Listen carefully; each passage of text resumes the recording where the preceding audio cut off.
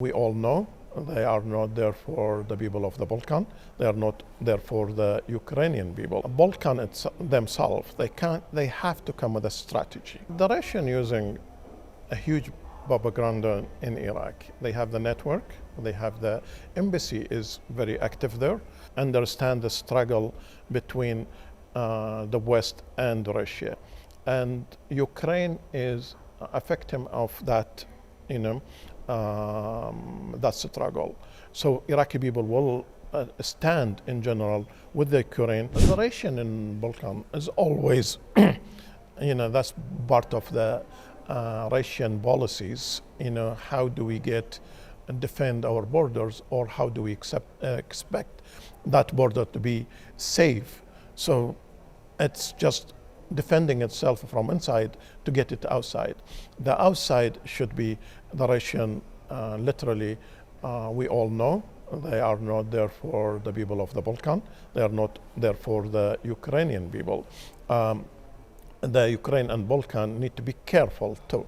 It's like Russia will be there, and how they control that. How do you go to depend on Europe first, and then second on the US, and second international, what kind of capacity they can build so to prevent the Russian influence inside the Balkan in general. Like Baghdad, actually, we are between the Iranian and the West.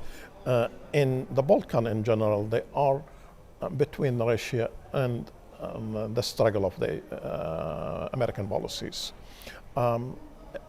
One things I do see, the Balkan themselves, they have to come with a strategy. Their strategy, Russia on their border, and their way of living is basically following the European and the American. So in any security policy, when you are in the middle, you have to come with your own strategy. It's not the US, it's definitely you have to defend your borders against the Russian, you have to defend your people. The future of Balkan is depend on the people and the cooperation between the countries, and especially Ukraine could lead that struggle.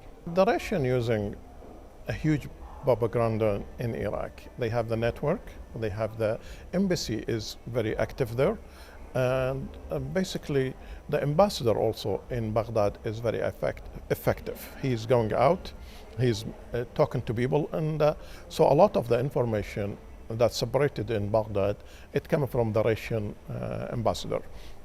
Of course, as a civic leaders in Iraq myself, have the relation with a lot of Ukrainian NGOs, and I worked with them in my other capacity before. I think Iraqi understand the humanitarian part of it, understand the struggle between the West and Russia, and Ukraine is a victim of that, that struggle. So Iraqi people will stand in general with the Ukraine. Probably the Ukraine embassy need to be a little bit active in Baghdad in the public atmosphere.